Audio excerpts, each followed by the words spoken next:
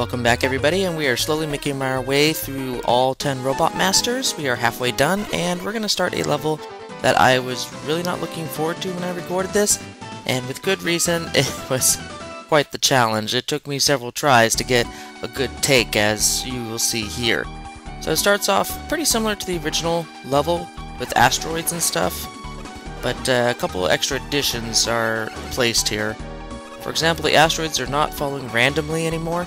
They actually fall at predetermined locations, so if you know when and where they fall, you can actually avoid them quite easily, so that's one major change.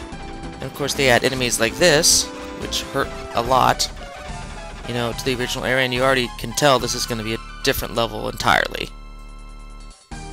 Now these little shot pods, or parries, or whatever they're called, they actually work a little differently. They chase you around the room, but it's only when you fire upon them that they shoot an actual shot in your direction, so a little bit different that. And then here's what I like to call the gauntlet of spike jumps. This is where you really have to get used to the space gravity that is prevalent in pretty much the entire level. So little light jumps, little jumps is what you need here. Every now and then you need a big jump to shoot at this cannon and get up to this higher ledge, but if you hold the jump button for any longer than that, you're going to hit the spikes in the ceiling. If I recall correctly, I think you can just keep hitting the jump button, and you'll keep rising and rising until you either hit a ceiling, or a spike, or you go off screen. I mean, I don't think there's a predetermined stop point to your jump in this space level. At least not that I've found. So be careful of that itchy trigger finger for the jump button, because it will get you in trouble in this level quite a few times. Then you have, of course, got to have a mini spike drop. Actually quite similar to the one found in Starman's stage.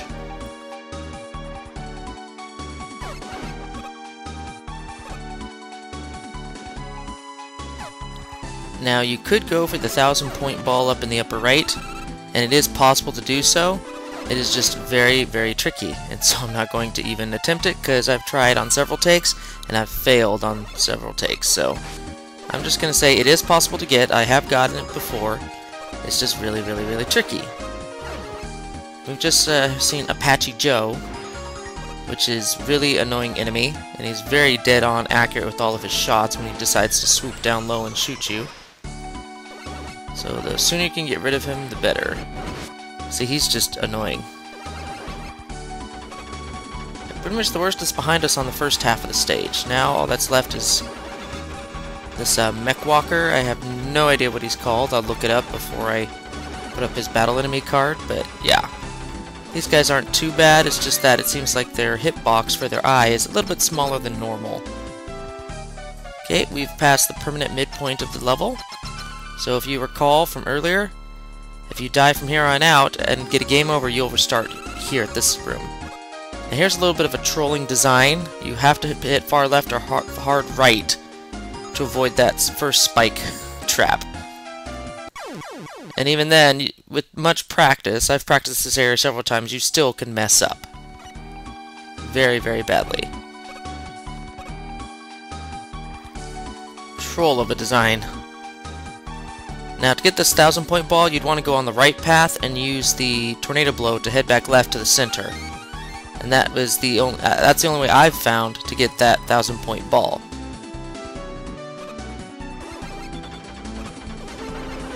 So yeah, you have that nasty spike fall signaling the second half of the stage.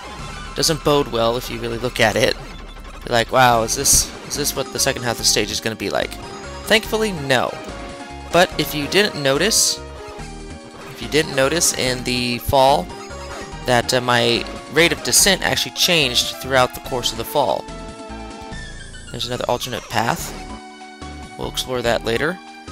But anytime you're in this blue section now, you're on normal gravity, but whenever you touch the space section of the screen, like where I'm at now, it's space gravity. And some players may or may not get that concept right off the bat. But it is played to, don't want to say horrendous effect, but played to very good effect for the remainder of the second half of the level. The first half is all space gravity, through and through. There's no changes there. But here, it just swaps back and forth between space and normal gravity like no one's business. For that 500-point ball, I recommend either the Yamato Spear, the Rush Jet, or maybe even the Tornado Blow if you're good at using its jumping capabilities. But yeah, clearly as you can see here, this is just normal gravity.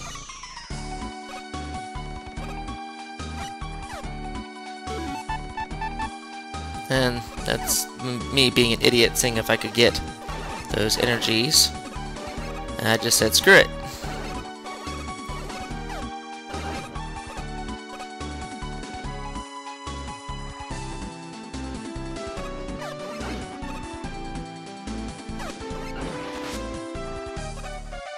Okay, those platforms you were looking at that went up and down towards the latter end of the first half of the stage, yeah, you get to play with them a lot more. Not so much here, but definitely on the alternate routes, you'll see a lot of those. And they can be quite tricky.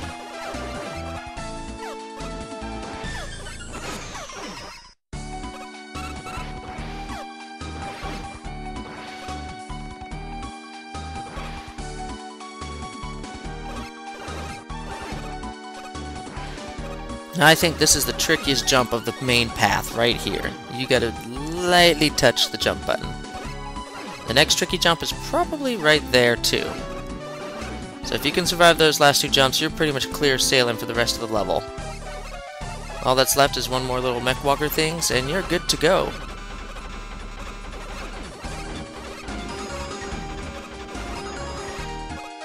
And that was one of the hardest stages, in my opinion, of the initial 10 Robot Masters. Just for the mere fact of all the instant death all around you. Now, Starman, I think he's pretty tough for a Robot Master in terms of his AI pattern. I mean, once you know what he's doing, he's not too bad. But let's start off. He has that. He does a long jump, then he does a high jump, and then he shoots it. If you do, okay, say long jump, high jump, and then you'll shoot it in one of 3 different ways. However, if you do a powered up shot on him, like I just did, he does have a chance of warping, see, and he'll summon a meteor storm, pretty much as punishment for you trying to do a charge shot on him. Now that isn't to say he'll do that all the time, but more often than not, he will warp away from your charge shot. And you gotta watch out for that.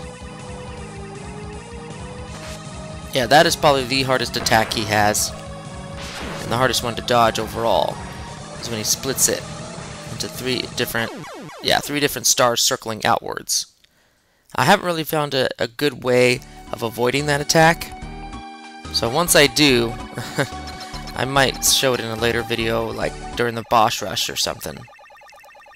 But that's probably one of the hardest attacks to dodge. So his first attack will always be the long jump towards your position and then the high jump.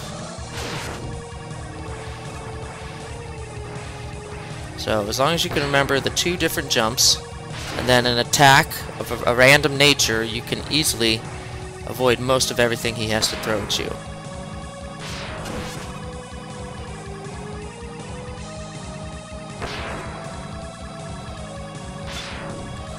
Just know that if he warps out of your reach because of a charged shot and then goes and summons the meteors, well, the problem with that is that he'll eventually come out of that attack with the star shield on, so you want to hit him while he's in the air summoning those meteors. You want to get any sort of damage on him. Oh, this is the best thing to do for him. So when he does that type of attack, you could probably get 2 hits on him easily. Yeah, he is definitely a tough customer. With the charged shot warping, he definitely prolongs this fight to your detriment.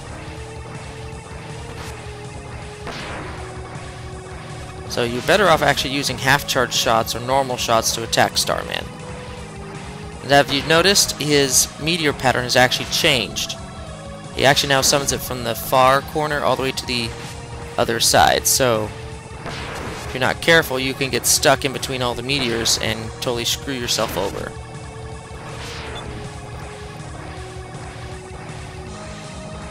And I've actually dodged that last one. There was another attack he would be doing, but he didn't do it actually. It's like a telefrag attack. He will immediately warp around the room trying to follow your location and pretty much collide with you, and then halfway through he'll shoot a star crash, and then he'll keep telefragging around the room and then continue his pattern as normal. He didn't do that, but maybe he'll do that on the rematch. Now, Star Crash is an immensely useful weapon. So much more improved over the Mega Man 5 version. You guys just have no idea. And it's going to be really fun for players to actually use this weapon. It's awesome. And the Rush Marine, look at that. Odd level to put it in.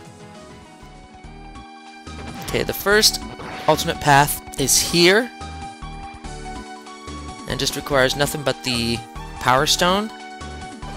And leads you to a rather interesting obstacle course.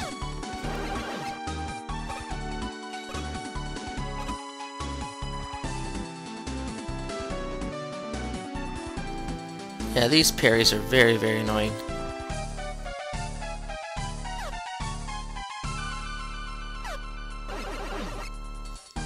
Some of these changes in jump patterns is very awkward. Like when you go from space to normal, or go from normal to space gravity. It's very jarring. And here's probably the single longest stretch of just frustration. Okay, I'm gonna wait. You want to jump onto this platform as it's just coming down onto your level, and you want to quickly get over and slide to the right. That's probably the hardest part of this challenge. So you gotta be patient. This is very tricky. And if you have to go through another cycle evolution just to get a feel for what's needing to be done on the next area of this spike obstacle course, then do so. You know, take that time you need to figure out what you're going to do, because a single mistake, of course, would pretty much spell your death.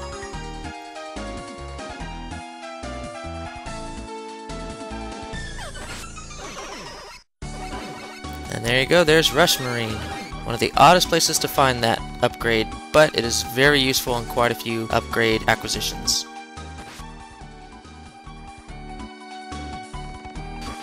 Okay, getting the Spark Shock here opens up a rather long alternate path that is actually longer than, than the main level path overall.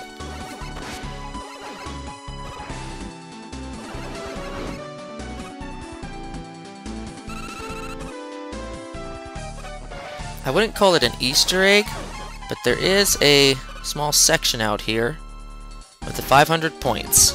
Look at that. Who would have thunk?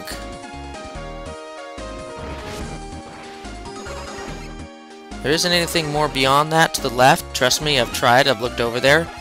Even used the rush jet and all that cool stuff. Problem with that is that rush jet eventually disappeared on me because there's an invisible wall, and I dropped down to the lower main path.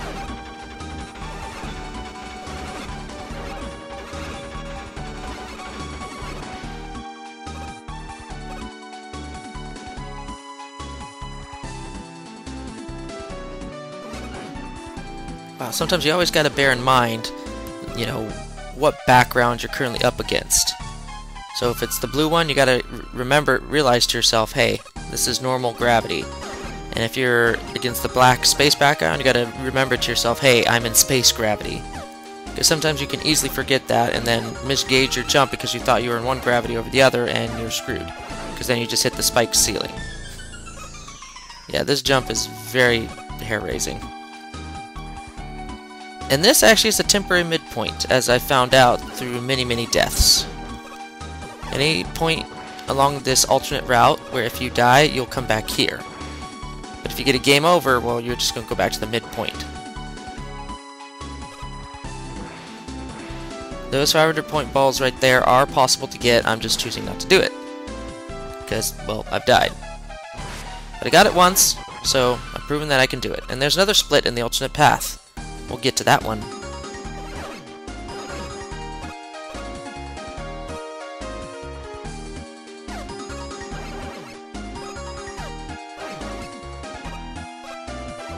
Now this is a very tricky jump. Probably the trickiest of this entire alternate path here.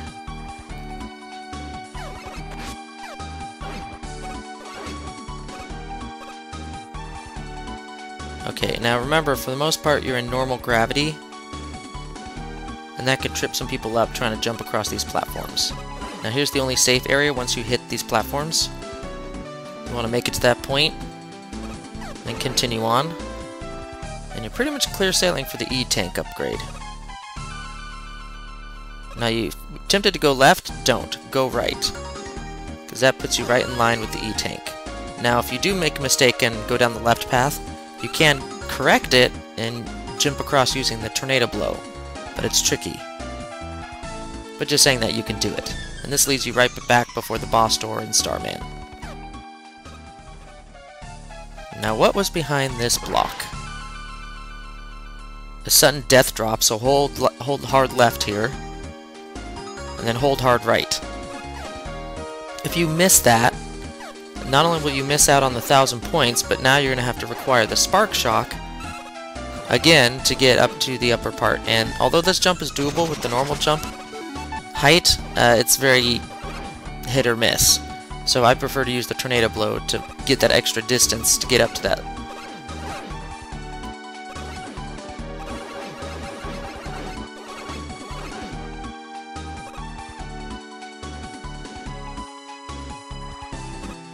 Now getting the weapon tank isn't much of an issue, it's getting out. So I wasn't sure if I was going to be able to show this, but thankfully I got through it okay. Just like that. And for your hard work, you get 1,000 points for that tricky maneuver. And this just loops back around.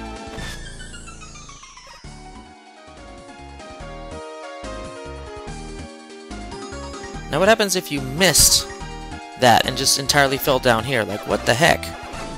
Well, this just takes you to a small, route that's has no significance, and just takes you back on the main path right before the Starman boss door.